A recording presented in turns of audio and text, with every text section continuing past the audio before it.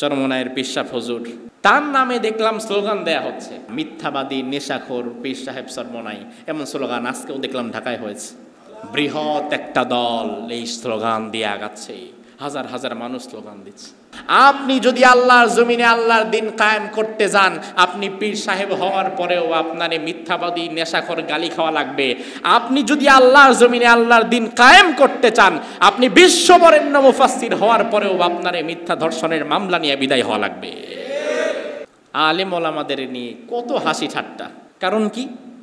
কারণ এই বান্দা পীর মুরিদের গণ্ডির বাহিরে বের হয়ে, পীর মুরিদি হ্যাঁ খানকার মধ্যে চলবে, সমস্যা নাই, এর বাহিরে বের হয়ে আল্লাহর জমিনে আল্লাহর বিধান কায়েমের জন্য এক পা দু পা অগ্রসর হয়েছে। এই জন্য পীর সাহেব হুজুরকেও মিথ্যাবাদী, গাঁজাখোর গালি শোনা লাগছে। উনি যদি শুধু পীর মুরিদি নিয়ে বসে থাকতেন, বাংলাদেশে আর পীর মুরিদ নাই? সবাই কি রাজনীতি করে?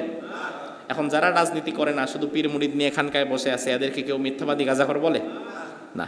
উনি যদি এই পথে না পা বাড়াতেন, তাহলে এই গালি ওনার শোনা লাগতো না। আহমদ শফি রহিমাহুল্লাহ, বরেণ্য আলেম, শাপলা চত্বরে 2013 সালে যেই দাবি নিয়ে ময়দানে নামলেন, এর আগ পর্যন্ত কেউ ওনারে কোনোদিন একটা কলমের টোকাও দেয় নাই। অথচ এই দাবিগুলো নিয়ে রাজপথে নামার পরে তাকে বানায় দেয়া হলো তেতুল হুজুর। এত বরেণ্য আলিমকে তেতুল হুজুর বানিয়ে দেয়া, এটা জামানার ইতিহাস, নবী রাসূল এবং সাহাবীদের ইতিহাস এটা।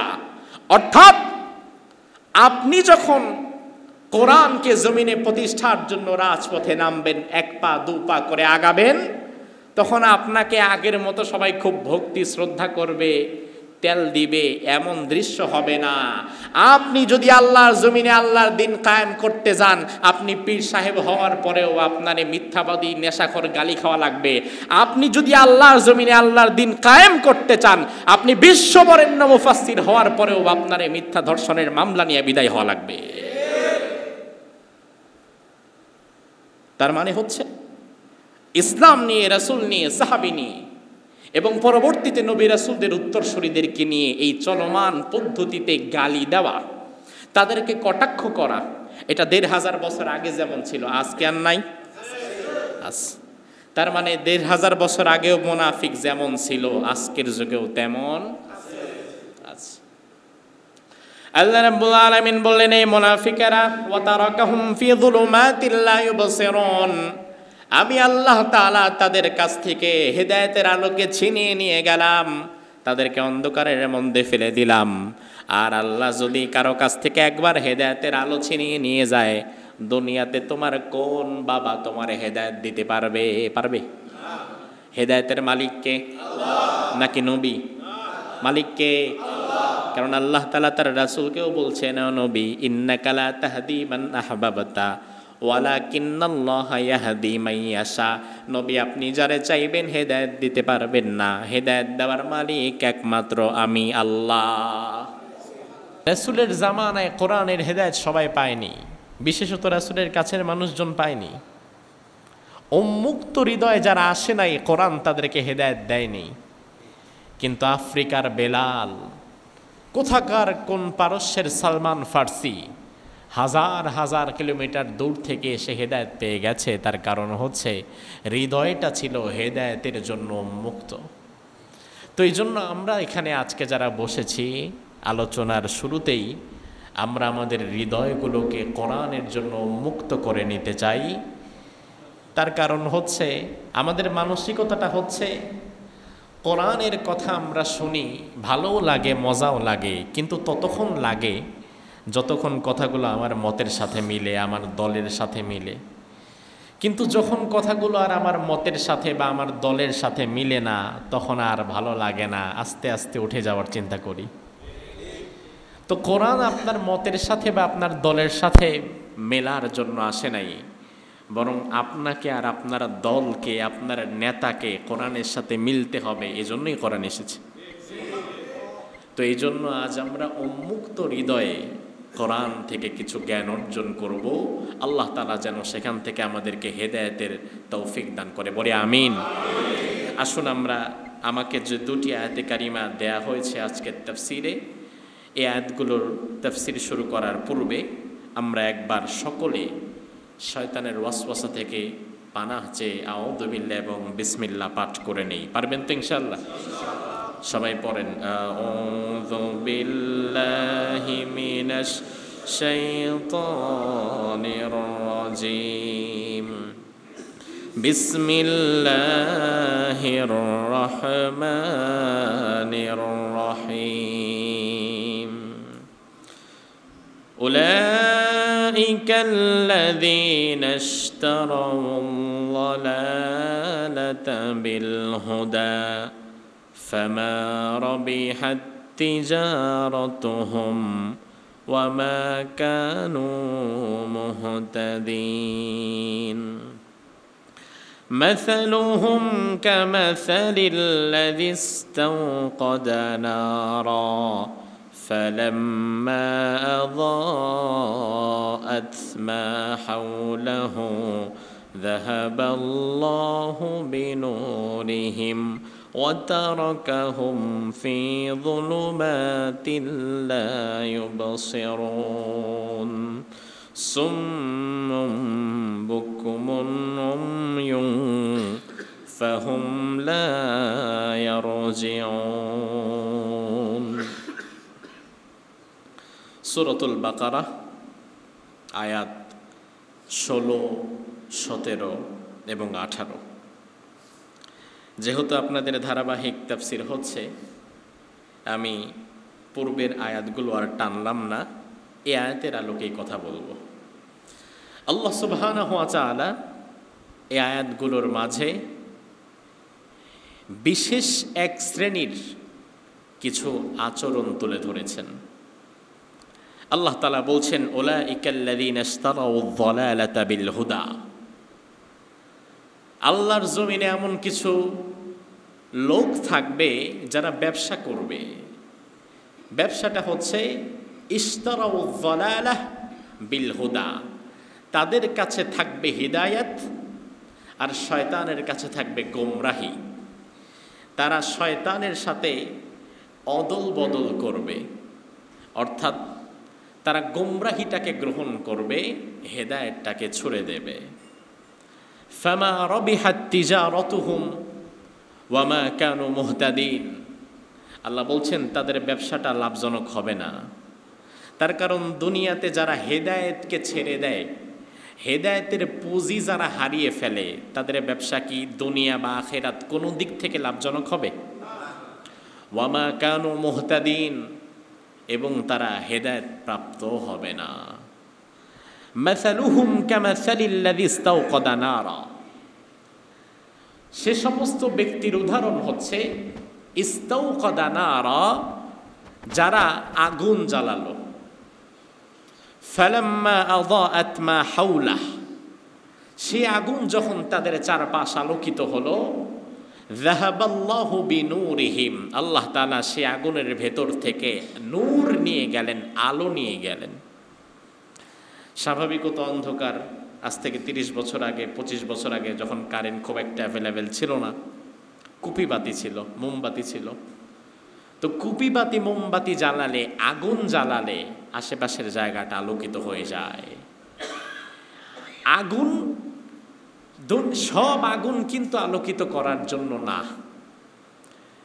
আগুনের রং যেমন হবে সেটার আলোকে আপনি উপকার পাবেন। কিছু কিছু আগুন লালচে, কিছু নীলাচে, আবার কিছু হয় হলুদ বর্ণের।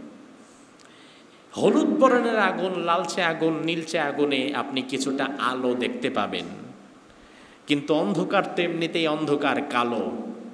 আর এরপরে যদি আগুনও হয়ে যায় কালো, তাহলে আগুন জ্বালাবেন ঠিক, কিন্তু দেখার কিছুই যাবে না। এজন্য জাহান্নামের আগুন যেটা, জাহান্নামের আগুন কিন্তু লাল, নীল, কালো, হলুদ, বেগুনি না। জাহান্নামের আগুন হবে কালো। জাহান্নামের আগুন ঘুটঘুটে অন্ধকারের মতো কালো, যেটা চোখে দেখার মতো না। তো আল্লাহ বলছেন ওই মানুষদের অবস্থা হচ্ছে তারা আগুন জ্বালাবে আলোকিত করার জন্য। আমি আল্লাহ আগুনের ভেতর থেকে যেই আলো আছে সেই আলো নিয়ে যাব, ফলে তারা অন্ধকারের মধ্যে পড়ে যাবে। সুম্মুম বুকমুন উময়ুন ফাহুম লা ইয়ারজিউন, তারা বধির, কানে শোনে না, চোখে দেখে না, অর্থাৎ হেদায়েতের পথ তারা দেখতে পায় না, কোরআনের কথা তারা শুনতে পায় না। ফাহুম লা ইয়ারজিউন, হেদায়েতের পথে কাম ব্যাক করার রাস্তাও তাদের জানা নাই, বন্ধ হয়ে গেছে। এই হচ্ছে এই আয়াতগুলোর শাব্দিক তর্জমা। এই আয়াতগুলোর শানে নুজুল, কোন প্রেক্ষাপটে আল্লাহ তাআলা আয়াতগুলো নাজিল করলেন? শানে নুজুল হচ্ছে রাসূল বলেন সাল্লাল্লাহু আলাইহি ওয়াসাল্লাম হিজরত করলেন, মক্কা থেকে চলে গেলেন কোথায়? মদিনায়। মদিনায় যাওয়ার পরে অধিকাংশ লোক ঈমান আনলো, আর কিছু সংখ্যক ঈমান আনলো না। এখন ঈমান আনলো যারা, তারা মুমিন, আর আনলো না যারা, তারা কাফির। বিষয়টা তো ক্লিয়ার। আর কিছু মানুষ তারা ঈমান এনেছিল বটে, তবে সেটা আল্লাহর জন্য না, সেই ঈমান ছিল লোক দেখানোর জন্য। এখন লোক দেখানোর জন্য যারা ঈমান আনে, এই ঈমানটা সত্য ঈমান? সত্য ঈমান? লোক দেখানোর জন্য যারা ঈমান আনলো, কিছুদিন পরে এই মানুষগুলো আবার কার্যত ঈমান বিরোধী কিছু কাজ করে মুনাফিক হয়ে গেল। আল্লাহ তাআলা সেই মুনাফিকদের দ্বিচারিতা সম্পর্কে, তাদের আচরণ বিষয়গুলো আল্লাহ তাআলা এই আয়াতের মধ্যে তুলে দিয়েছেন। তাফসীর ইবনে কাসিরে ইবনে আব্বাস রাদিয়াল্লাহু আনহুর একটি কওল উল্লেখ করা আছে এই আয়াতের বিষয়ে। ইবনে আব্বাস বলেন, হাদিহিল আয়া নাযালাত আনিল মুনাফিকিন, এই আয়াতগুলো নাজিল হয়েছিল মুনাফিকদের ব্যাপারে। তাহলে আজকের যেই তিনটি আয়াত বুঝে থাকলে জবাব দেন তো, এই তিনটি আয়াত নাজিল হয়েছিল মুমিনদের ব্যাপারে না মুনাফিকদের ব্যাপারে? কাদের ব্যাপারে? মুনাফিকদের ব্যাপারে। আব্দুল্লাহ ইবনে আব্বাস হচ্ছে কোরআনে কারীমের সর্বশ্রেষ্ঠ মুফাসসির। কোরআনে কারীমের সর্বশ্রেষ্ঠ মুফাসসির, রাইসুল মুফাসসিরিন। সাহাবীর নাম আব্দুল্লাহ ইবনে আব্বাস। নাম কি? তাকে জিজ্ঞেস করা হলো মুনাফিক কারা? মুনাফিকদের একটা সংজ্ঞা দেন। আব্দুল্লাহ ইবনে আব্বাস বলেন, আল্লাযীনা কানু ইউযহিরুনাল ইসলাম ওয়া ইউবতিনুনাল কুফর। মুনাফিক হচ্ছে তারা যারা বাহিরে ইসলামের লেবাস ধারণ করে, মুখে ইসলামের কথা বলে, কালিমা পড়ে, মুখে ইসলামের দাবিও করে যে আমি মুসলমান। ওয়া ইউবতিনুনাল কুফর, আর ভেতরে ভেতরে ইসলাম বিরোধী কাজে যারা লিপ্ত থাকে, কুফরি চিন্তায় যারা লিপ্ত থাকে, ওই লোকগুলো হচ্ছে মুনাফিক। অর্থাৎ এক কথায় যাদের বাহিরটা একরকম, ভেতরটা আরেক রকম। আরেকটি তাফসীর তাফসীরে তাবারি প্রণেতা বলেন, মুনাফিক হচ্ছে আমানু বিআলসিনাতিহিম ওয়া কাফারু বিকুলুবিহিম। মুনাফিকরা ঈমান আনে মৌখিকভাবে, আর আদর্শগতভাবে কুফরকে তারা অন্তরে লালন করে। তো পৃথিবীতে এই কেন্দ্রিক মানুষ ১৫০০ বছর আগেই ছিল, আল্লাহর রহমতে এখন আর নাই। এখনো আছে। এই পৃথিবীতে কিন্তু ৮০০ কোটি মানুষের বসবাস। এই ৮০০ কোটি মানুষের মধ্যে ২০০ কোটি হচ্ছে মুসলমান, আর ৬০০ কোটির মধ্যে ৮০০ কোটি মানুষকে আপনি ৪ ভাগে ভাগ করতে পারবেন। এই ৪ ভাগের বাহিরে দুনিয়াতে কোনো মানুষ নাই। তো ৮০০ কোটি মানুষ ভাগ হবে ৪ ভাগে। কয় ভাগে? ১ নাম্বার ইমানদার, মুমিন। ১ নাম্বার মুমিন। ২ নাম্বার মুশরিক। মুশরিক কারা? যারা শিরিক করে। ইহুদিরাও মুশরিক, ইয়াহুদিরা ওজাইরকে আল্লাহর পুত্র বানিয়ে শিরিক করেছে, খ্রিস্টানরাও মুশরিক, তারা ঈসাকে আল্লাহর পুত্র বানিয়ে শিরিক করেছে। হিন্দুরাও মুশরিক, তারা ৩৩ কোটিকে আল্লাহর সাথে দেবতা বানিয়ে শিরিক করেছে। বৌদ্ধরাও মুশরিক, তারা গৌতম বুদ্ধকে আল্লাহ বানিয়ে শিরিক করেছে। তো যত ধর্ম আছে কেউ এক কেউ একাধিক ভাবে শিরিক করেছে। তো মুসলমান ছাড়া বাকি সব ধর্মকে মুশরিকের কাতারে ফেলতে পারবেন। তাহলে এক শ্রেণী ইমানদার মুমিন, ২ নম্বর শ্রেণী গেল মুশরিক, ৩ নম্বরে আরেকটা শ্রেণী হচ্ছে মুলহিদ, যারা নাস্তিক। এরা কোনো ধর্মেই বিশ্বাস করবে না, তাদের কোনো শিরিক টিরিক নাই, তারা আল্লাহ রাসূল পরকাল কিছুই বিশ্বাস করে না। এটা আরেকটা গ্রুপ, যদিও এই শ্রেণীর মানুষ পৃথিবীতে অনেক বেশি না, খুব কম। আর মুমিন মুশরিক নাস্তিকের বাহিরে আরেকটা শ্রেণী আছে, কোরআনে কারীমের ভাষায় তারা হচ্ছে মুনাফিক। তারা কি? মুনাফিক। এখন ইসলামের জন্য সবচাইতে ইম্পর্টেন্ট ইস্যু, গুরুত্বপূর্ণ বাধা কারা? কারা? তার কারণ আমার ভাইয়েরা, ইহুদিরা কোথায় থাকে, তাদের চক্রান্ত কি হতে পারে সেটা আমাদের জানা আছে। খ্রিস্টানেরা কোন দেশে থাকে, ইহুদিরা কোন দেশে থাকে, এগুলো আমাদের জানা আছে। ইহুদিরা বাহির থেকে আমাদের ক্ষতি করতে পারবে, খ্রিস্টানরা বাহির থেকে ক্ষতি করতে পারবে, মুশরিক যারা বাহির থেকে ক্ষতি করতে পারবে। তবে মুনাফিকদেরকে তো আমরা চিনি না, মুনাফিকরা কোথায় থাকে, মুনাফিক দেখতে কেমন, কারো কপালের মধ্যে তো লেখা থাকে না মুনাফিক। আবার দুনিয়াতে কোনো হিন্দু মুনাফিক হতে পারবে না, দুনিয়াতে কোনো খ্রিস্টানও মুনাফিক হতে পারবে না, দুনিয়াতে কোনো ইহুদিও মুনাফিক হতে পারবে না। মুনাফিক হতে হলে আগে ঈমান আনা লাগে, আগে ঈমানদার হওয়া লাগে, অর্থাৎ আগে ঈমানের সাক্ষ্য দেওয়া লাগে। ঈমানের সাক্ষ্য মৌখিকভাবে দেওয়ার পরে ঈমান বিরোধী কাজ যারা তলে তলে করতে থাকে, ওই লোকগুলোই হচ্ছে মুনাফিক। এখন কে যে মুনাফিক সেটা এক আল্লাহ ছাড়া আর ভালো কেউ জানে। আল্লাহর হাবিব সাল্লাল্লাহু আলাইহি ওয়াসাল্লামের সবচেয়ে কাছের সাহাবী রাসূল যাকে মনে করতেন, সেই যে মুনাফিক হয়ে গেছে, রাসূল টেরই পান নাই। আল্লাহর হাবিব সবচাইতে বেশি বিশ্বস্ত যাদের মনে করতেন, যেই ১০-১২ জনকে রাসূল মনে করতেন এটা আমার স্পেশাল ফোর্স, যে কোনো সময় আমি তাদেরকে নিয়ে বসতে পারি, ডাক দিতে পারি। রাসূল গুরুত্বপূর্ণ মিটিংগুলো যাদের সাথে করতেন, তাদের মধ্যে যে মুনাফিক ঢুকে গিয়েছিল রাসূল তো তার টেরই পান নাই।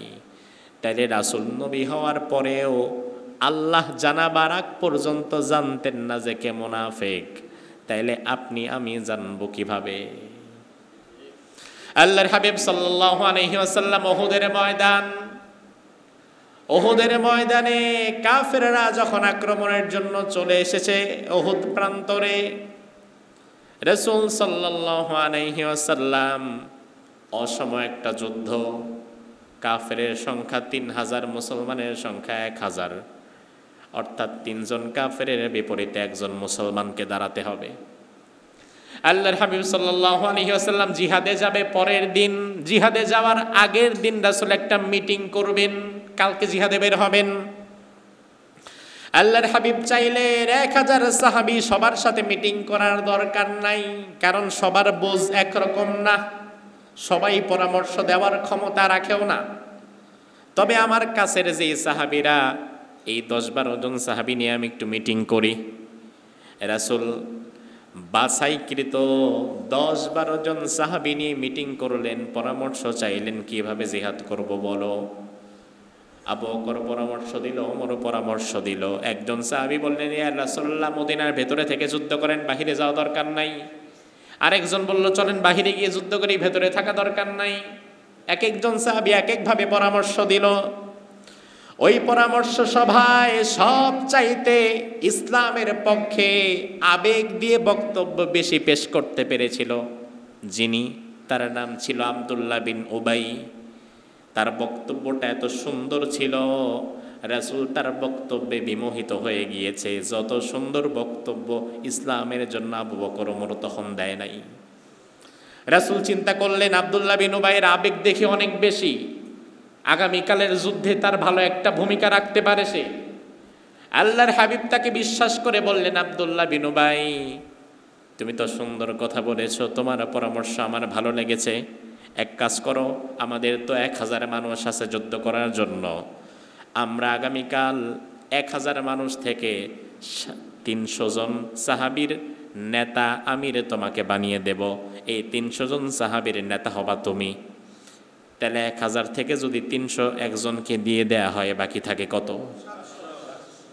পরের দিন জিহাদের ময়দানে রাসূল চলে গেলেন।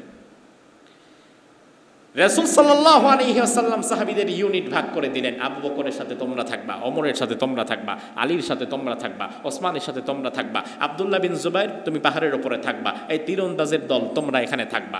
সবাইকে ভাগ করে দিলেন। আর 700 আব্দুল্লাহ বিন উবাই তোমার দায়িত্বে থাকবে। আব্দুল্লাহ বিন উবাই আস্তে আস্তে হাঁটতেছিল, সবার সাথে তাল মিলিয়ে হাঁটছে না। 700 সাহাবী আগে চলে গেছে, আব্দুল্লাহ বিন উবাই 300 নিয়ে আস্তে আস্তে আস্তে আস্তে হাঁটছে। সে হঠাৎ করে বলল, এই সাহাবীরা শোনো, আমি তোমাদের কি? বলে, আপনি আমাদের আমির। কে বানিয়েছে আমাকে আমির? বলে, রাসূল বানিয়েছে। তো আমিরের আদেশ মানা ইসলামে কি? বলে, ফরজ। তো আমি এখন যে আদেশ করবো এটা মানতে হবে? বলে, হ্যাঁ মানবো। বলেন। শোনো, তোমরা কি সবাই দেখেন, যুক্তিটা দেখেন। আব্দুল্লাহ বিন উবাই বলছে, সাহাবীরা শোনো, তোমরা কি সবাই ইসলামকে বিজয়ী শক্তি হিসাবে দেখতে চাও? সাহাবীরা বলল, অবশ্যই দেখতে চাই, এই জন্যই তো জিহাদে আসলাম। তাইলে শোনো, আজকে জিহাদে যাওয়া দরকার নাই। কেন? তার কারণ হচ্ছে, এই যে আজকে যে 700 গেছে, আমাদের বিশ্বাস এরা কেউ বাড়ি ফিরতে পারবে না, এরা সবাই মরবে। এখন আমরা যদি যাই, আমরাও মরবো। এখন আমরা গিয়া খামাখা মইরা লাভ কি? তার চেয়ে আমরা পেছনে থাকি, সবাই মইরা টইরা সাবা হয়ে যাক। কালকে থেকে ইসলামের দাওয়াত আমরা 300 জন দিব। এখন নাউজুবিল্লাহ বললো, আপাদ মস্তকে তো যুক্তি তো সুন্দর, যে সবার সাথে না মইরা ইসলাম তো টিকায় রাখা লাগবে, তো ইসলামকে তো জীবিত রাখতে হবে। তো আমরা আগামীকাল থেকে ইসলামের দাওয়াত নিয়ে আমরা বেরোবো। তো এখন সবাই মরে গেলে হয়?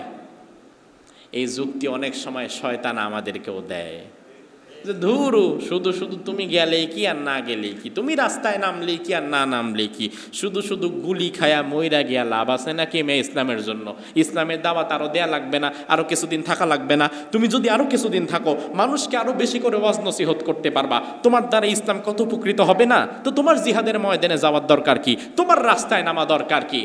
অথচ এই যুক্তিটাই শয়তানের যুক্তি। তার কারণ হচ্ছে, ইসলাম আপনার আমার মতো দু একটা চুনুপুটির জন্য থেমে থাকবে না। ইসলাম তো টিকিয়ে রাখার দায়িত্ব আমার না, ইসলামকে টিকিয়ে রাখার দায়িত্বটা কার? বরং আমরা সবাই যদি ময়দানে শহীদ হয়ে যাই, আল্লাহ তাআলা যে কোনোভাবে ইসলামকে টিকিয়ে রাখবে। আপনার আমার জন্য ইসলাম কোনোদিন থেমে থাকবে না, ঠিক না? তা আমরা নিজেদেরকে যতটা ইম্পর্টেন্ট মনে করি, এটা শয়তান আমাদেরকে মনে করায় যে তুমি গেলে লাভ হবে নাকি মেয়া, তুমি থাকো, তোমার আরো কত ব্যস্ততম কাজ আছে না। আব্দুল্লাহ বিন উবাই 300 জন সাহাবীকে আটকে দিল। 700 জন সাহাবী মার খেতে খেতে অবস্থা খারাপ। অসময় একটা যুদ্ধ, রাসূল সাল্লাল্লাহু আলাইহি ওয়াসাল্লাম সবচেয়ে বেশি কষ্ট পেয়েছেন যে যুদ্ধে। এরপর থেকে আল্লাহ তাআলা আব্দুল্লাহ বিন উবাইয়ের দ্বিচারিতা, তার মুনাফিকি আল্লাহ তাআলা কোরআনের মাধ্যমে রাসূলের কাছে পরিষ্কার করে দিয়েছেন। সুবহানাল্লাহ। রব্বুল আলামিন মুনাফিকদের সম্পর্কে বললেন, এই মুনাফিকেরা ইশতারাউ যালালাতা বিল হুদা, হেদায়েতের বিনিময়ে তারা গোমরাহি ক্রয় করে নিয়েছে। এই জন্য আমি আল্লাহ বললাম তাদের ব্যবসাটা লাভজনক হবে না। কারণ আল্লাহ তাআলা ঈমানদারদেরকে বলেছেন, ঈমানদারেরা, ইন্নাল্লাহা আশতারা মিনাল মুমিনিন আনফুসাহুম ওয়া আমওয়ালাহুম বিআন্না লাহুমুল জান্নাহ। ঈমানদারেরা জান এবং মাল আমি আল্লাহকে দিই, আমি আল্লাহর সাথে ব্যবসা করো। আল্লাহর সাথে ঈমানদার যদি ব্যবসা করে, তাইলে ব্যবসাটা লস হবে না লাভ হবে? আর মুনাফিক যারা, তারা ব্যবসা ঠিকই করেছে। ঈমানদার ব্যবসা করে জানমাল দিয়া আল্লাহর সাথে, আর মুনাফিক ব্যবসা করে শয়তানের সাথে। তাইলে আল্লাহর সাথে ব্যবসা করলে জান্নাতে যাওয়া যাবে, আর শয়তানের সাথে ব্যবসা করলে কোথায় যাওয়া লাগবে? আল্লাহ তাআলা নিজেই বললেন, ইন্নাল্লাহা জামিউল মুনাফিকিন ওয়াল কাফিরিনা ফি জাহান্নামা জামিয়া। নিশ্চয়ই আমি আল্লাহ তাআলা জাহান্নামের মধ্যে মুনাফিকদেরকে এবং কাফিরদেরকে একত্রিত করব। কাফিরও জাহান্নামে যাবে, মুনাফিকও জাহান্নামে যাবে। তবে আল্লাহ তাআলা জাহান্নামের আয়াতের মধ্যে কাফিরের নাম আনলেন পরে, মুনাফিকের নাম আনলেন আগে। তার মানে আল্লাহ তাআলার রাগ কাফিরের চাইতে মুনাফিকের ওপর কম না বেশি? এই যে কোরআনে কারিমের ধারাবাহিক আলোচনা আপনারা শুরু করেছেন, আলোচনা করতে করতে আপনারা দেখবেন অসংখ্য আয়াতে আল্লাহ তাআলা মুনাফিকদের ব্যাপারে কথা বলেছেন। আবার মুনাফিকদের নামে আলাদা একটা সূরা কোরআনের মধ্যে আছে না নাই? আবার কাফিরদের নামে একটা সূরা আছে না নাই? কুল ইয়া আইয়ুহাল লা আ'বুদু মা। সূরাটা কি বড় না ছোট? মাত্র ৩-৪ লাইন। অন্যদিকে সূরায়ে মুনাফিকুন হচ্ছে ২১ লাইন, সূরায়ে কাফিরুন ৩ লাইন, মুনাফিকুন ২১ লাইন। তাইলে সূরার দিক থেকে কাফিরের সূরা বড় না মুনাফিকের সূরা? তাইলে বোঝা গেল কাফিরের চাইতে মুনাফিকদের ক্ষতির দিকটা আমাদের জন্য অনেক বেশি। এদের ক্ষতির দিকটা আমাদের জন্য অনেক বেশি। এজন্য আল্লাহ সুবহানাহু ওয়া তাআলা মুনাফিকদের বিষয়ে কোরআনে কারিমে অসংখ্য জায়গায় কথা বলেছেন। আমার ভাইরা, হিন্দু কোনোদিন মুনাফিক হবে না, কারণ সে তো আল্লাহরে মানে না, বিশ্বাস করে না, তার সাথে আমাদের কোনো সম্পর্ক নাই, সে বাহিরের মানুষ, আউট অফ সিলেবাস। খ্রিস্টান আল্লাহরে বিশ্বাস করবে না, ইসলাম মানবে না, সে বাহিরের মানুষ, সে আউট অফ সিলেবাস। ইহুদিরা ইসলাম বিশ্বাস করবে না, মানবে না, সেও আউট অফ সিলেবাস। কিন্তু মুনাফিক আমাদের মধ্যেই মিশে থাকবে। মুনাফিক কারা হবে? মুনাফিক হবে তারা ইসলামের কিছু বিধান যারা মানবে আর কিছু বিধান যারা অমান্য করবে, সুবিধা মতো মানবে, অসুবিধায় পড়লে ছেড়ে দিবে, তারা হবে মুনাফিক। একবারে কিছুই যারা মানে না, সে তো ইসলামের মধ্যেই নাই। একেবারে কিছুই যারা মানে না, যেমন হিন্দু ইসলামের একটা বিধানও মানবে না, সে হিন্দু, তারে আমি চিনি। খ্রিস্টান ইসলামের একটা বিধানও মানবে না, সে খ্রিস্টান, তারে আমি চিনলাম। বৌদ্ধ ইসলামের একটা বিধানও মানবে না, নামাজ রোজা হজ যাকাত কিচ্ছু মানবে না, তারেও আমি চিনি, সে তো আমার মধ্যেই নাই।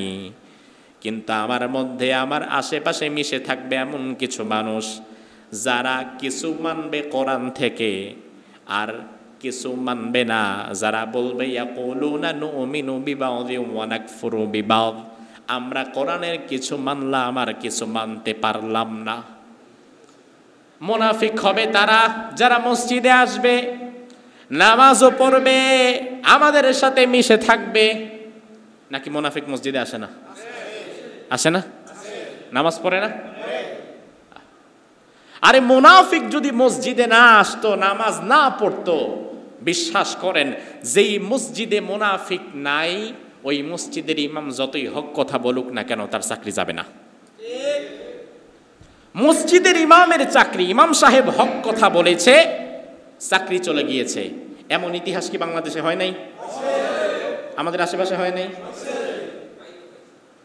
তো মসজিদের ইমামের চাকরি চলে যায়, এর কারণ তো হিন্দুরা। হিন্দু থানায় গিয়ে কমপ্লেন করছে, ও তাইলে বোধহয় খ্রিস্টান থানায় গিয়ে কমপ্লেন করছে, ইহুদি বৌদ্ধরা।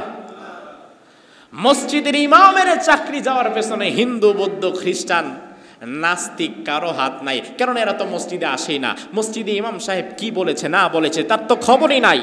তাহলে ইমামের চাকরি যাওয়ার কারণ হচ্ছে কিছু মুনাফিক নামের মুসল্লি আছে, তারা শুধু সুন্দর সুন্দর কথা যখন শুনে, জিকিরের ফজিলত শুনে, মেসওয়াকের ফজিলত শুনে খুব খুশি হয়, নামাজ পড়ে, মেসওয়াকও করে, মিষ্টিও খায়, কোনো সমস্যা নাই। কিন্তু ইমাম সাহেব যখন জিহাদের কথা বলবে, রাষ্ট্র সংস্কারের কথা বলবে, চাঁদাবাজদের বিরুদ্ধে কথা বলবে, দুর্নীতিবাজদের বিরুদ্ধে কথা বলবে, ওই মুনাফিক মুসল্লি থানায় ফোন দিয়ে বলবে তাড়াতাড়ি আসেন, এখানে জঙ্গিবাদীদের মিটিং হচ্ছে। এই লোকগুলোর কারণে ইসলাম সবচেয়ে বেশি ক্ষতিগ্রস্ত হয়েছে। যারা আপনার সামনে দেখাবে তারা আপনার খুব কল্যাণকামী, অথচ আড়ালে আড়ালে এরা আপনার সবচেয়ে বড় জঘন্য দুশমন হয়ে যাবে। এজন্য আল্লাহ রাব্বুল আলামিন কোরআনুল কারীমের মধ্যে মুনাফিকদের ব্যাপারে অসংখ্য জায়গায় কথা বলেছেন। মুনাফিকের অনেকগুলো লক্ষণ আল্লাহ কোরআনের মধ্যে বলেছেন। এর মধ্যে অন্যতম একটা লক্ষণ হচ্ছে ওয়া আন্নাহুম ইয়াকুলুনা মা লা ইয়াফালুন। মুনাফিকরা যা মুখে উচ্চারণ করবে, যা বলবে, কার্যত সেই কাজ তারা কখনো করবে না। মুখে যা বলবে কাজ তারা সেটা করবে না, আবার কাজে যেটা তারা প্রকাশ করবে সেটা মুখে বলবে না। এমন লোক আছে না নাই? আচ্ছা, মুনাফিকরা মুখের কথার সাথে অন্তরের এবং বাস্তবের কাজের কোনো মিল নাই। ভাই আমার ভালো করে বুঝবেন কথাগুলো, একে অপরকে খোঁচা দেওয়ার জন্য না। জোরে ঠিক বইলে আমি আরেকজনকে খোঁচা দিলাম, বিষয়টা এমন নয়। বরং আল কাইয়িস মান দানা নাফসাহু আমিলা লিমা বাদাল মাউত ওয়াল আজিজ মান ইত্তাবা হাওয়াহু ওয়া তামান্না আলাল্লাহ। বুদ্ধিমান সেই ব্যক্তি যে অন্যের কথা চিন্তা না করে নিজের আমলের কথা চিন্তা করে এবং পরকালের জন্য নিজের আখের গুছিয়ে যায়। অর্থাৎ আমরা মুনাফিকের বিষয়ে আলোচনার জন্য শুনবো না যে আরেকজনকে খোঁচা দেওয়া লাগবে, আমরা এই আলোচনা শুনবো না জানি মুনাফিকের কোনো রোগ, কোনো লক্ষণ যদি আমার মধ্যে থাকে, আমি এই মুহূর্তে কোরআন হাদিসের আয়নায় সেই রোগ দেখার পরে ওই রোগ থেকে তওবা করে আমাকে ফিরে আসার দরকার আছে না নাই? তাহলে আলোচনা শুনবে কি খোঁচা দেওয়ার জন্য? নিজের ইসলাহের জন্য, নিজে আল্লাহ আল্লাহ আল্লাহ এটা তো এতদিন আমার মধ্যে ছিল, আজকে যেহেতু কোরআন হাদিসের দলিল থেকে আমি কথাগুলো শুনলাম, আমি আজকে তওবা করলাম, আজকের পর থেকে এই কাজ যেন আমার দ্বারা না হয়। তাহলে এখন আল্লাহর দিকে ফিরে আসার সুযোগ আছে। আল্লাহ তাআলা বলছেন মুনাফিকের লক্ষণ হচ্ছে ইয়াকুলুন মা লা ইয়াফালুন, মুখে যা বলে কাজে তারা সেটা করে না। এই যে এশারের নামাজ আমরা পড়ছেন না সবাই? এশারের নামাজের পরে আমরা 2 রাকাত কি পড়লাম? কথা বলেন। 2 রাকাত সুন্নাতের পরে 3 রাকাত কি পড়লাম? বিতিরের শেষ রাকাতে আমরা একবার হাত তুললাম, হাত তুলে একটা দোয়া পড়লাম। দোয়ার নাম পারেন সবাই? আল্লাহুম্মা বলেন। তারপরে কি? ওয়া নাস্তাগফিরুকা ওয়া নু'মিনু বিকা ওয়া নাতাওয়াক্কালু আলাইকা ওয়া নুসনি আলাইকাল খায়র ওয়া নাশকুরুকা ওয়া লা নাকফুরুকা ওয়া নাখলাউ ওয়া নাতরুকু মান ইয়াফজুরুক। এত চমৎকার দোয়া যে আপনি পড়লেন, আল্লাহ জোর করে পড়াইছে না আপনি নিজের থেকে পড়লেন? যতগুলো সাক্ষ্য আপনি দিলেন, হে আল্লাহ শুধু আপনার কাছে সাহায্য চাই, আমি শুধু আপনার গোলামি করি, আর কারো কাছে চাই না, আপনি ছাড়া কারো প্রশংসা করি না, আপনি ছাড়া আমার কেউ নাই, আমি কোনো পাপিষ্ঠদের সাথে সম্পর্ক রাখি না, এগুলো কি আল্লাহ আপনাকে জোর করে বলাইছে না আপনি নিজে থেকে বললেন? নিজে থেকে বললেন। আজকেও আপনি আল্লাহরে বললেন, আল্লাহ আমি পাপিষ্ঠদের দলে নাই, পাপিষ্ঠদের থেকে আমি মুক্ত হয়ে গেলাম, পাপিষ্ঠদের সাথে আমার কোনো সম্পর্ক নাই। এই কথা বলার পরে আপনি আবার মসজিদ থেকে যখন বের হলেন, এমন সময় পাশ দিয়ে একটা মিছিল হেঁটে যাচ্ছে, কারণ সামনে এমন সময় আসতেছে সকালে বিকালে রাতে সমানে খালি মিছিল আর মিছিল হবে। এমন সময় আসতেছে না? নানান দল মিছিল বের করবে, এক দলের মিছিল শেষ হইতে না হইতে দেখবেন আরেক দল হাজির। একদম ফজরের পর থেকে শুরু হবে, রাত পর্যন্ত খালি মিছিল আর মিছিল আর চা খাওয়া আর টাকা পয়সা তো আছেই। এই মিছিলগুলোতে সাভারের মিছিলে, পল্লী বিদ্যুতের মিছিলে ধামরাইয়ের লোক আসবে না, ধামরাইয়ের মিছিলে উত্তরা ঢাকার লোক আসবে না, ঢাকার মিছিলে রংপুরের লোক আসবে না। অর্থাৎ স্বাভাবিকত এলাকা ভিত্তিক মিছিলগুলোয় আমরাই তো অংশগ্রহণ করি, এলাকার মানুষই তো অংশগ্রহণ করি। আপনি নামাজ থেকে বের হয়ে দেখলেন একটা মিছিল যাচ্ছে, আপনি দাঁড়াইছেন, মিছিলের সামনে পড়ে গেছেন, একজন ডাকলে এই রফিক ভাই আসেন, আরে আসেন। আপনি চিন্তা করলেন আরে এখন না যায় পারি, আমি তো এই দলই করি, যদিও খুব একটা মিছিল টিছিলে যাই না, কিন্তু এখন তো সামনেই পড়ে গেলাম, না কি উপায় আছে? আপনিও ঢুকে গেলেন। আমার ভাই লক্ষ্য করেন, সেই মিছিলে যাওয়ার পরে দেখলেন ওই মিছিলে আপনার সামনে যে দাঁড়িয়ে আছে লোকটা চাঁদাবাজ, ওই মিছিলে আপনার পেছনে যে দাঁড়িয়ে আছে লোকটা মদখোর, ওই মিছিলে আপনার ডানে যে দাঁড়ায় আছে লোকটা ভূমিদস্যু, আপনার বামে যে দাঁড়ায় আছে লোকটা রুটেরা। অর্থাৎ আপনার সামনে পেছনে ডানে বামে যারা আছে সবাই কিন্তু বড় বড় পাপিষ্ঠ। আপনি একটু আগে নামাজের মধ্যে আল্লাহরে বললেন, আল্লাহ দুনিয়াতে পাপিষ্ঠদের সাথে আমার কোনো সম্পর্ক নাই। এ কথা বলার পরে মসজিদ থেকে বের হয়ে আবার যখন কোনো পাপিষ্ঠর মিছিলের মধ্যে ঢুকে যান, তখন বস্তুত আপনার মুখের কথা আর কাজের মিল না থাকার কারণে কিন্তু আপনিও মুনাফিক হয়ে যান। আপনারে কে বলতে বলছে আল্লাহকে যে আল্লাহ পাপিষ্ঠদের সাথে আমার কোনো সম্পর্ক নাই? আপনি বললেন না, আপনি বাদ দিলেন, আপনি পড়লেন না বিতির, আপনি বিতিরের নামাজ বাদ দিয়ে দেন, আপনি দোয়াই কুনুত বাদ দিয়ে দেন। আপনারে তো আল্লাহ জোর করে বলতে বলে নাই। আপনি মসজিদের মধ্যে দাঁড়িয়ে আল্লাহকে সাক্ষী রেখে বলছেন, আল্লাহ পাপিষ্ঠদের সাথে আমার কোনো সম্পর্ক নাই। এই কথা বলে আপনি আল্লাহকে একটা সলিম বুঝ দিতেছেন। আবার বাহিরে গিয়ে পাপিষ্ঠদের মিছিলের মধ্যে আপনি যুক্ত হয়ে যাচ্ছেন।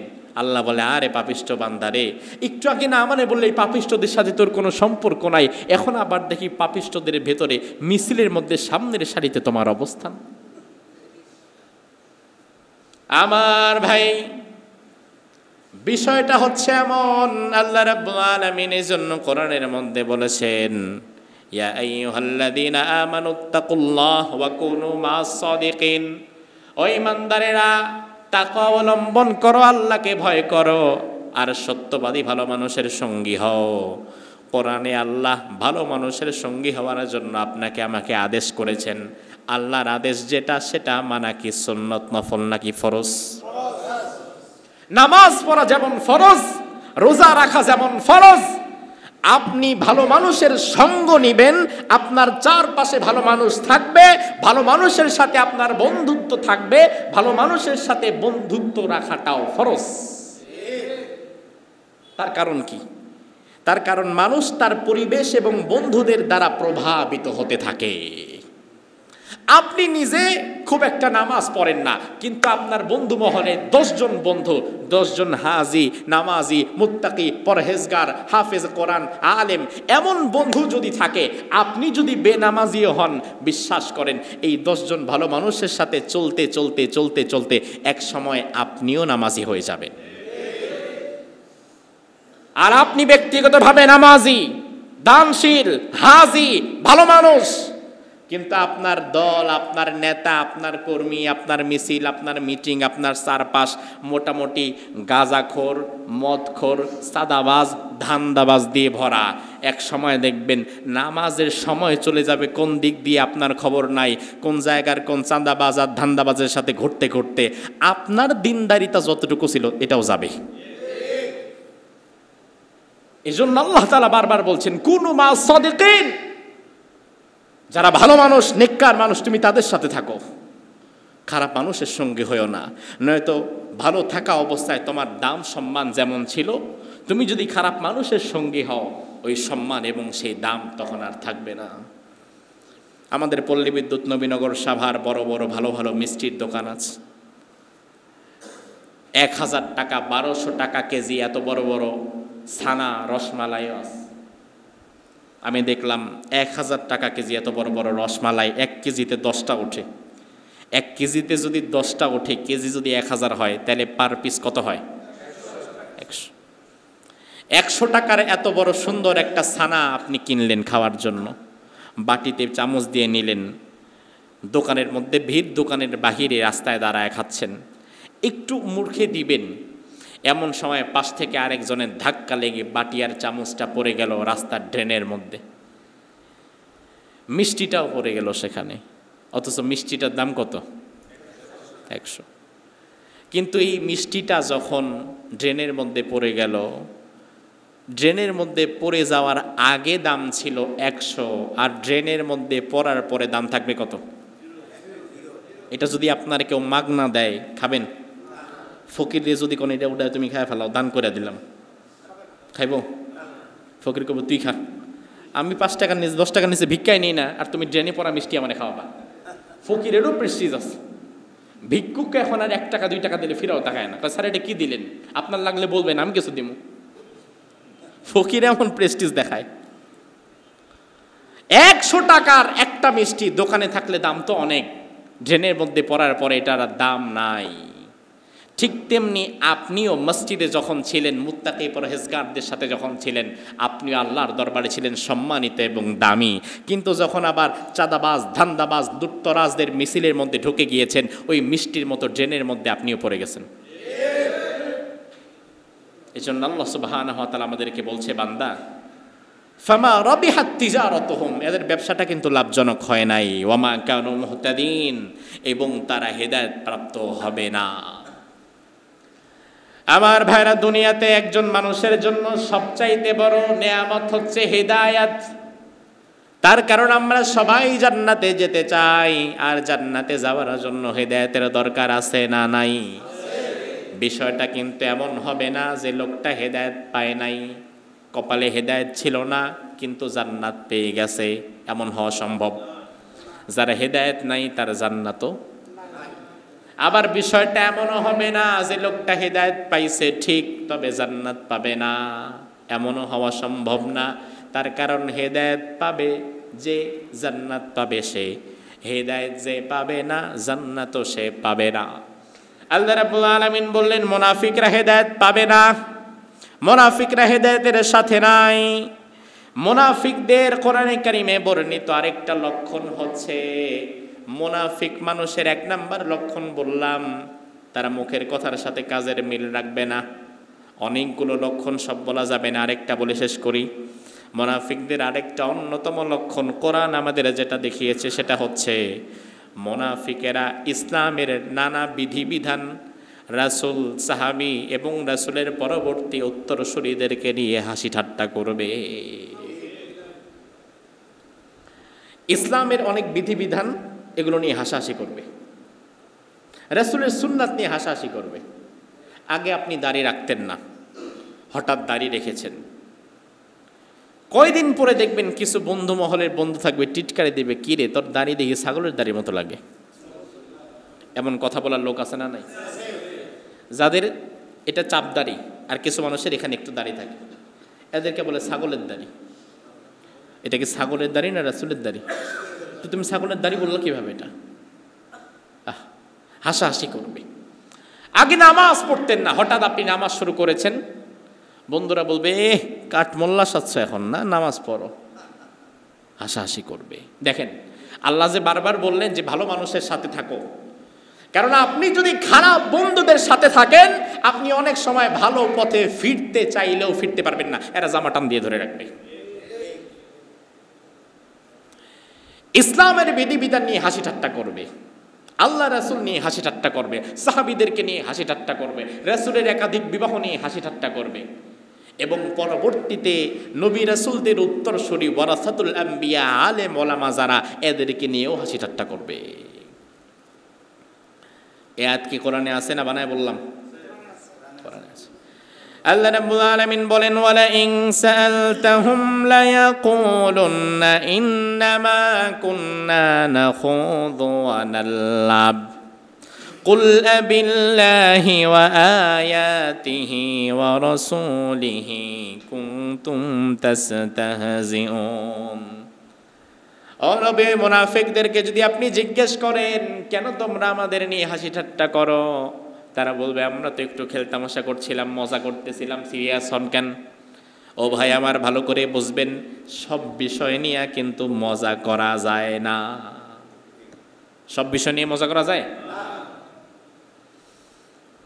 মুনাফিকদের ব্যাপারে আল্লাহ বললেন, নবী আপনি যখন তাদের বলবেন কেন তোমরা ইসলাম নিয়ে হাসি ঠাট্টা করো, সাহাবীদের নিয়ে কেন হাসি ঠাট্টা করো, রাসূলকে নিয়ে কেন হাসি ঠাট্টা করো, ওই মুনাফিকরা বলবে আমরা তো এমনি একটু মজা তামাশা করতেছিলাম। আল্লাহ বললেন, এমন যারা ইসলাম নিয়ে, কোরআন নিয়ে, হাদিস নিয়ে, রাসূল নিয়ে, সাহাবী নিয়ে, নবী রাসূলদের পরবর্তী উত্তরসূরি আলেম ওলামাদের নিয়ে যারা হাসি ঠাট্টা করবে, এরাও হবে জামানার এক একটা বড় বড় মুনাফিক। বর্তমানে এই কেন্দ্রিক অনেক মুনাফিক আছে না নাই?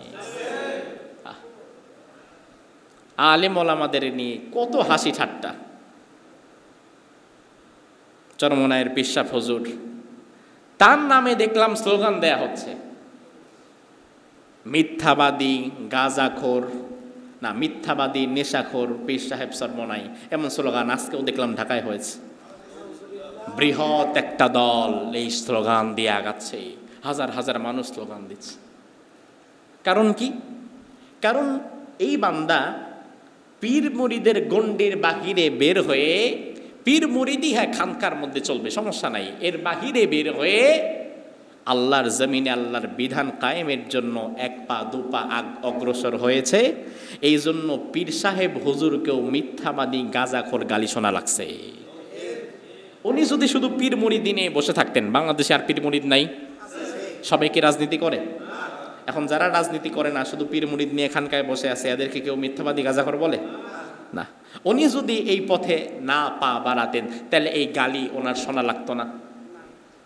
আহমদ শফি রহিমাহুল্লাহ বরেণ্য আলেম, শাপলা চত্বরে 2013 সালে যেই দাবি নিয়ে ময়দানে নামলেন, এর আগ পর্যন্ত কেউ ওনারে কোনোদিন একটা কলমের টোকাও দেয় নাই। অথচ এই দাবিগুলো নিয়ে রাজপথে নামার পরে তাকে বানায় দেয়া হলো তেতুল হুজুর। এত বরেণ্য আলিমকে তেতুল হুজুর বানিয়ে দেয়া, এটা জামানার ইতিহাস, নবী রাসূল এবং সাহাবীদের ইতিহাস এটা। অর্থাৎ আপনি যখন কোরআনকে জমিনে প্রতিষ্ঠার জন্য রাজপথে নামবেন, এক পা দু পা করে আগাবেন, তখন আপনাকে আগের মতো সবাই খুব ভক্তি শ্রদ্ধা করবে, তেল দিবে, এমন দৃশ্য হবে না। আপনি যদি আল্লাহর জমিনে আল্লাহর দিন কায়েম করতে যান, আপনি পীর সাহেব হওয়ার পরেও আপনারে মিথ্যাবাদী নেশাখোর গালি খাওয়া লাগবে। আপনি যদি আল্লাহর জমিনে আল্লাহর দিন কায়েম করতে চান, আপনি বিশ্ববরেণ্য মুফাসসির হওয়ার পরেও আপনারে মিথ্যা ধর্ষণের মামলা নিয়ে বিদায় হওয়া লাগবে। তার মানে হচ্ছে ইসলাম নিয়ে, রাসূল নিয়ে, সাহাবী নিয়ে এবং পরবর্তীতে নবী রাসূলদের উত্তরসূরিদেরকে নিয়ে এই চলমান পদ্ধতিতে গালি দেওয়া, তাদেরকে কটাক্ষ করা, এটা 1500 বছর আগে যেমন ছিল আজকে আর নাই। তার মানে 1500 বছর আগেও মুনাফিক যেমন ছিল আজকের যুগেও তেমন আছে। আল্লাহ রাব্বুল আলামিন বললেন, এই মুনাফিকেরা ওয়া তারাকাহুম ফি যুলুমাতিল লা ইউবসিরুন, আমি আল্লাহ তাআলা তাদের কাছ থেকে হেদায়েতের আলোকে ছিনিয়ে নিয়ে গেলাম, তাদেরকে অন্ধকারের মধ্যে ফেলে দিলাম। আর আল্লাহ যদি কারো কাছ থেকে একবার হেদায়েতের আলো ছিনিয়ে নিয়ে যায়, দুনিয়াতে তোমার কোন বাবা তোমার হেদায়েত দিতে পারবে? পারবে? হেদায়েতের মালিক কে? নাকি নবী? মালিক কে? কারণ আল্লাহ তাআলা তার রাসূলকেও বলছেন, নবী ইন্নাকা লা তাহদি মান আহবাবতা ওয়ালাকিন্নাল্লাহা ইয়াহদি মান ইয়াশা, নবী আপনি যারে চাইবেন হেদায়েত দিতে পারবেন না, হেদায়েত দেওয়ার মালিক একমাত্র আমি আল্লাহ। তাহলে হেদায়েত মালিক আল্লাহ, জান্নাতের মালিক আল্লাহ, হেদায়েতের মালিক আল্লাহ। এজন্য আমরা 5 ওয়াক্ত নামাজের মধ্যে আল্লাহরে বলি, আল্লাহ ইহদিনাস সিরাতাল মুস্তাকিম, আয় আমাদের রব আমাদেরকে সিরাতে মুস্তাকিমের পথ দেখান। হেদায়েত আপনি আমাদেরকে দান করেন, হেদায়েত ছাড়া বাঁচার কোনো উপায় নাই। হেদায়েতের মালিক আল্লাহ যদি নিজেই কারো কপাল থেকে হেদায়েত তুলে নিয়ে যায়, ওই বেটা জীবনে আর হেদায়েত পাবে? সে যদি মসজিদের সভাপতিও হয় হেদায়েত পাবে? এরপরে আল্লাহ রাব্বুল আলামিন বললেন, সুম্মুম বুকমুন উময়ুন ফাহুম লা ইয়ারজিউন, এই মুনাফিকদের চোখ আছে তবে তারা এটা দিয়ে সত্য দেখতে পায় না, কান আছে এটা দিয়ে তারা হেদায়েতের কথা শুনতে পায় না। ফাহুম লা ইয়ারজিউন, তারা কোনোদিন আর হেদায়েতের পথে ফিরে আসতে পারবে না। তাদের ফিরে আসার রাস্তাগুলোকেও আমি আল্লাহ তাআলা বন্ধ করে দিলাম। এজন্য মুনাফিক যারা, এই শ্রেণীটা হচ্ছে সবচেয়ে জঘন্য। ইসলামের চূড়ান্ত দুশমন হচ্ছে মুনাফিকেরা। কোরআনে আল্লাহ তাআলা অসংখ্য জায়গায় তাদের কাছ থেকে বাঁচার জন্য আমাদেরকে আল্লাহ বলেছেন। মুনাফিকদের অনেক কোয়ালিটি, অনেক সিমটম, অনেক লক্ষণ আল্লাহ তাআলা কোরআনে তুলে দিয়েছেন, রাসূল হাদিসের মধ্যে তুলে দিয়েছেন। এখন আমরা এগুলো জানবো। একদিনের দার্সে তো সবগুলো একেবারে আলোচনায় আনা যায় না, তবে এই দার্সগুলোর মূল উদ্দেশ্য থাকবে যতটুকু শুনবেন মনে রাখবেন এবং নিজেও টুকটাক পড়াশোনা করে কিছু জানার চেষ্টা করবেন। পারবেন না ইনশাআল্লাহ? সর্বশেষ একটা কথা বলে আমরা আজকে শেষ করব। বাংলাদেশ, আমাদের প্রিয় মাতৃভূমি বাংলাদেশ, 55 বছর হয়ে গেছে আলহামদুলিল্লাহ আমাদের এই মাতৃভূমি বাংলাদেশের বয়স। 55 বছরে বাংলাদেশের সর্বোচ্চ ক্ষমতায় যারা গিয়েছে, প্রেসিডেন্ট, প্রধানমন্ত্রী যারা হয়েছে 71 থেকে 2025 পর্যন্ত, শেখ মুজিবুর রহমান থেকে নিয়ে শুরু করে ডক্টর ইউনূস পর্যন্ত যারাই বসেছে এই চেয়ারগুলোতে, তারা ইয়াহুদি, খ্রিস্টান, হিন্দু নাকি মুসলমান? কথা বলেন। অবশ্যই মুসলমান, তারা প্রত্যেকেই মুসলমান ছিলেন। অথচ দুর্ভাগ্যজনক হচ্ছে 55 বছরে একটা ভূখণ্ড মুসলমানদের হাতে ছিল, যেই ভূখণ্ডে 92% মানুষও মুসলমান ছিল। এখন 92% মানুষ এই দেশে মুসলমান, সর্বোচ্চ ক্ষমতায় যারা যাচ্ছে তারাও মুসলমান, তবুও 55 বছরে এই ছোট্ট ভূখণ্ডটা আল্লাহর কোরআন দিয়ে কেন পরিচালিত হলো না? এই ব্যর্থতা কি কোরআনের? কথা বলেন, কোরআনের? বাংলাদেশকে চালাবার মতো ক্ষমতা কোরআনের নাই? ওমর ফারুক রাদিয়াল্লাহু আনহু দেশ চালাইছেন, সংবিধান ছিল কোরআন, আর রাষ্ট্রের পরিধি ছিল আজকের ইতালির রোম পর্যন্ত, অর্থাৎ পৃথিবীর অর্ধেকটা। বাংলাদেশের মতো 50টা 100টা। তাহলে ওমর ফারুক যে অর্ধেকটা দুনিয়া চালিয়েছিলেন, সংবিধান ছিল কোরআন, তিনি কি সফল ছিলেন না ব্যর্থ? রাসূল যে 10 বছর মদিনায় ছিলেন, প্রেসিডেন্ট ছিলেন, মদিনাতে রাসূল যে আইন দিয়ে মদিনা পরিচালিত করেছিলেন, ওই আইন কি ছিল? নিজের মন মতো না কোরআন মতো? তাহলে কোরআন দিয়ে রাসূল মদিনা চালিয়েছেন। আজকে অনেকেই বলে যে হুজুর মসজিদে রাজনীতির কথা বলবেন না। এই কথা যারা বলে আমি তাদেরকে দোষ দেই না, তবে হ্যাঁ, একদিক দিয়ে তারা দোষী। এই কথা যারা বলে, বিশ্বাস করেন, তারা একেবারে জাহেল এবং মূর্খ। তার কারণ হচ্ছে সে মনে করছে যে ইসলামের রাজনীতি নাই, কোরআনের রাজনীতি নাই, রাসূলের জীবনের রাজনীতি নাই। তো আপনি ইমাম সাহেব মানুষ, আপনারা চাকরি দিছি, নামাজ পড়াবেন, আপনি রাজনীতির কথা বলেন কেন? যেটা ইসলামে নেই ওটা বলবেন কেন? কথা তো ঠিক, যদি ইসলামে না থাকে আপনি বলবেন কেন? কিন্তু ভাই, যদি ইসলামে থাকে তাইলে আপনি বলবেন না কেন? অর্থাৎ ওই ভদ্রলোক জানে না যেটা ইসলামে আছে। রাসূল সাল্লাল্লাহু আলাইহি ওয়াসাল্লাম 10 বছর মদিনা প্রেসিডেন্ট ছিলেন। 10 বছর রাসূল মদিনা যদি না চালাতেন, কোরআনকে আল্লাহ যদি সংবিধান হিসাবে না পাঠাতেন, আবু বকর, ওমর, ওসমান, আলী রাদিয়াল্লাহু আলাইহিম আজমাইন 30 বছর যদি খেলাফতের সুব্যবস্থা কায়েম না করতেন, ওমর ফারুক যদি অর্ধেকটা দুনিয়া কোরআন দিয়ে না চালাতেন, তবে বিশ্বাস করেন বাংলাদেশের কোনো হুজুর কোনোদিন রাজনীতির কথা বলতো না। তা আমরা বলি কেন? রাসূল করে গিয়েছে, এই জন্য তো বলতে হয়। রাসূল তো 10 বছর একটা কাজ করেছেন, আমরা তো 10 বছর করতে পারি নাই, বলিও নাই। তা আমি একবার বললেই আপনার গায়ে এত জ্বালা ওঠে, অথচ আপনার নবী যে 10 বছর এই কাজ করে গেছেন, আপনি সেই নবীর শাফাআত চান না যেই নবী 10 বছর রাজনীতি করেছেন? অবশ্যই রাজনীতির কথা বলবে, বাহিরেও বলবে, মসজিদেও বলবে, তবে তোমার সাদাবাজির রাজনীতি না, রাজনীতির কথা হবে কোরআন এবং হাদিসের রাজনীতি। 55 বছরের বাংলাদেশ, একটা বারের জন্য কোরআনের শাসন আমরা এই দেশে দেখি নাই। যারাই ক্ষমতায় গিয়েছে কোরআন হাদিসের বিচার ফায়সালা কেউ মানে নাই, কোরআনের আইন দিয়ে বাংলাদেশকে কেউ পরিচালিত করে নাই। 92% মুসলমান থাকার পরেও এই দোষটা সম্পূর্ণরূপে যাবে হিন্দুদের ঘাড়ে, তাই না? মুসলমান কিন্তু 92%, হিন্দু কয় ভাগ জানেন? 5 ভাগ। আর বাকি 3 হচ্ছে ওই যে বিভিন্ন জনগোষ্ঠী, উপজাতি উপজাতি সব মিলিয়ে। তো খ্রিস্টান, বৌদ্ধ, অমুক তমুক সব মিলিয়ে 3%, হিন্দু 5%। তুমি আমি মুসলমান, আমরা যারা মসজিদে আসি, নামাজ পড়ি, দাড়ি টাড়ি রাখি, ঈদগাহে যাই, কোরবানি করি, গরুর মাংস খাই, আমরা তো 92%। তাইলে বাংলাদেশে যদি ইসলাম প্রতিষ্ঠা না হয়, কোরআন প্রতিষ্ঠা না হয়, আল্লাহ তাআলা কোনো হিন্দু, বৌদ্ধ, খ্রিস্টানের কাছে জবাবদিহিতা চাইবেন না, চাইবেন 92% মুসলমানের কাছেই। আর 92% মুসলমানের দেশে এখনো পর্যন্ত 55 বছরে কোরআন প্রতিষ্ঠা না হওয়ার পেছনে সব চাইতে বড় দায়ী হচ্ছে এই 92% মুসলমানের পেছনে লুকিয়ে থাকা ঘাপটি মারা মুনাফিকদের। তার কারণ বাংলাদেশের যে সংসদ, এই সংসদে কোনো আইন পাস হওয়ার জন্য 92% মতামত লাগেও না। কোনো আইন পাস হওয়ার জন্য মদ আজকে থেকে আমার দেশে বন্ধ করতে হবে, মদের বৈধতা আমাদেরকে ছুঁড়ে ফেলতে হবে, মদকে চূড়ান্তভাবে নিষিদ্ধ ঘোষণা করতে হবে, এর আইনের পক্ষে সংসদে আপনারা কারা আছেন? হ্যাঁ বলেন। সংসদে শুধুমাত্র 300 আসনের 151 আসন থেকে সংসদ সদস্যরা যদি টেবিল চাপড়িয়ে বলে হা হা হা মদ বন্ধ করতে হবে, মুসলমানের দেশে মদ থাকতে পারবে না, বিশ্বাস করেন 92 ভাগ লাগতো না।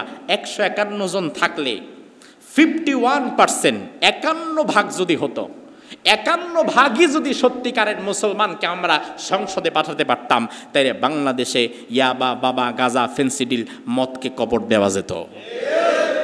তো এখনো এটা না পারার পেছনে কারণ হচ্ছে আমরা যাদেরকে ক্ষমতায় নিয়ে সংসদে পাঠাই তারা নিজেরাই চায় না যে মদ বন্ধ হয়ে যাক। তো আগামীর বাংলাদেশকে যদি আমরা কোরআন দিয়ে শাসন করতে চাই, আগামীর বাংলাদেশে যদি আমরা ইনসাফের সুশাসন কায়েম করতে চাই, তন্ত্রমন্ত্রের রাজনীতিকে ছুঁড়ে ফেলতে হবে। সব তন্ত্রমন্ত্রের রাজনীতি ছুঁড়ে ফেলে কোরআনওয়ালা ইসলামওয়ালাদেরকে সেই জায়গায় পাঠাতে হবে। পারবেন তো ইনশাআল্লাহ? মুনাফিকি করবেন না তো? 500 টাকায় বিক্রি হবেন না তো? একটা ছাগল কিনতে গেলেও হাটে যান 20,000 টাকা লাগবে। একটা ছাগল কিনতে গেলে 20,000 টাকা লাগে। আপনি আশরাফুল মাখলুকাত 1 কাপ চা 500 টাকার কাছে বিক্রি হয়ে যান। আপনি যে কোন ক্লাসের মুনাফিক আপনি নিজেও জানেন না। আপনার জায়গা যে কত নিচে। আরে বেটা, বিক্রি হবি তো 20 লাখের কাছে বিক্রি হয় না, বিক্রি হবি তো 20 কোটির কাছে বিক্রি হয় না, বিক্রি হবি যেহেতু কোটি কোটি টাকা নিয়ে বিক্রি হয়। তুই তো বেটা মাত্র 500 টাকা 1000 টাকা নিয়ে বিক্রি হচ্ছিস। ছাগলের চাই তো মাশাল্লাহ নিজের মূল্য কমায় ফেলছেন। ছাগলের দাম 20,000, আপনার ভোটের দাম 500 টাকা। তো ছাগলের চাইতে আপনার দাম কমে গেছে। তা আপনি আশরাফুল মাখলুকাত কোরআনের পথে চলেন, সুন্নাহর পথে চলেন, ঈমানকে মজবুত করেন, কুফর এবং নেফাক থেকে বের হয়ে আসেন। আল্লাহ সুবহানাহু ওয়া তাআলা আমাদেরকে তৌফিক দান করুক, আমরা বলি আমিন। সুপ্রিয় বন্ধুরা আমার, আজকে আমাকে বলা হলো এখানে কোরআন সবক নিবে 2 জন, কোরআনের ক্লাস হয়। তো আপনাদের সামনে আমাদের 2 জন ভাই, বয়স্ক ভাই, তারা কোরআনের সবক নিবে। এই যে এই বয়সে যারা কোরআন শিখছে, এটা কি লজ্জাজনক কিছু? সাহাবায়ে কেরাম বুড়া বয়সে কোরআন শেখেন নাই? অবশ্যই শিখেছেন। সাহাবায়ে কেরাম বৃদ্ধ বয়সে, শেষ বয়সে কোরআন শিখেছেন। আমাদের যেই ভাইয়েরা এই বয়সে এসে কোরআনের ছাত্র হয়েছেন, আল্লাহ সুবহানাহু ওয়া তাআলা আল্লাহ সুবহানাহু ওয়া তাআলা যেন আমৃত্যু তাদেরকে কোরআনের ছাত্র হিসেবে কবুল করে। আচ্ছা, একজন সকালে একজন রাতে। মাশাআল্লাহ মাশাআল্লাহ। আসেন আসেন আসেন।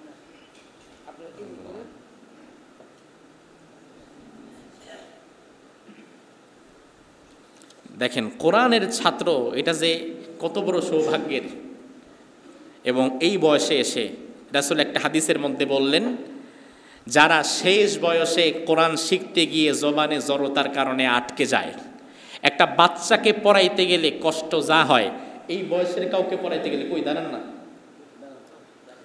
একজন বাচ্চাকে পড়াতে গেলে, কোরআন শেখাতে গেলে কষ্ট যা হয়, এই বয়সের কাউকে পড়াতে গেলে কষ্ট কি আরো কম না বেশি?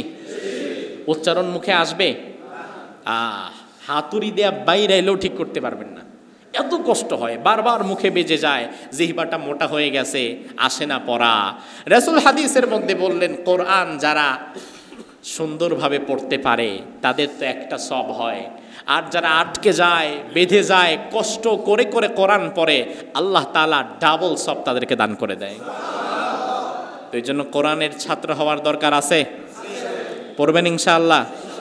আমি রমজানে বাহরাইন থেকে যাচ্ছিলাম মিশর, এই রমজানে, যে রমজানটা গেল, বাহরাইন থেকে মিশরে যাচ্ছিলাম।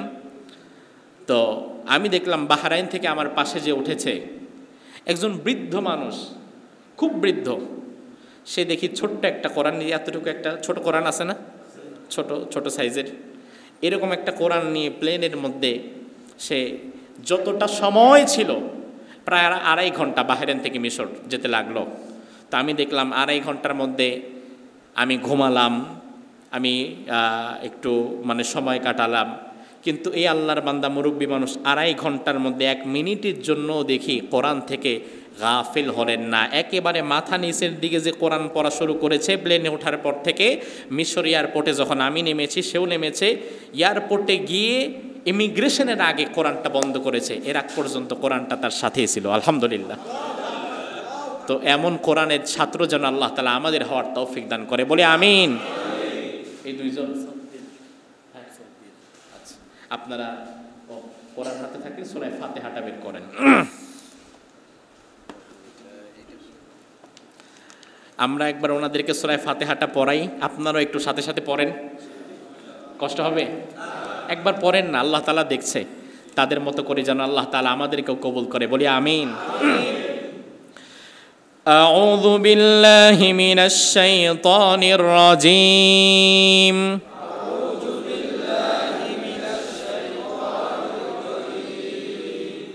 বিসমিল্লাহির রহমানির রহিম।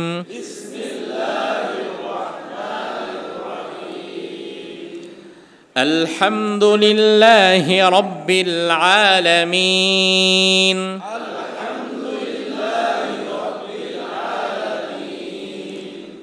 আর রহমানির রহিম।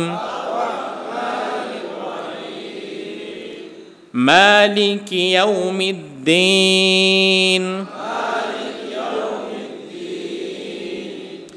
ইয়্যাকা না'বুদু ওয়া ইয়্যাকা নাস্তাঈন।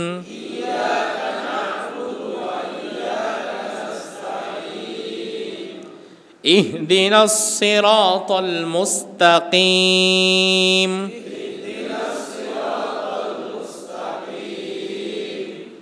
صراط الذين أنعمت عليهم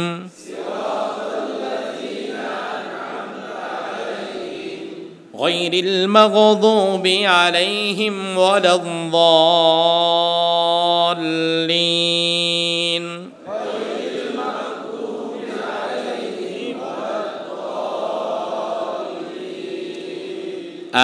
آمين।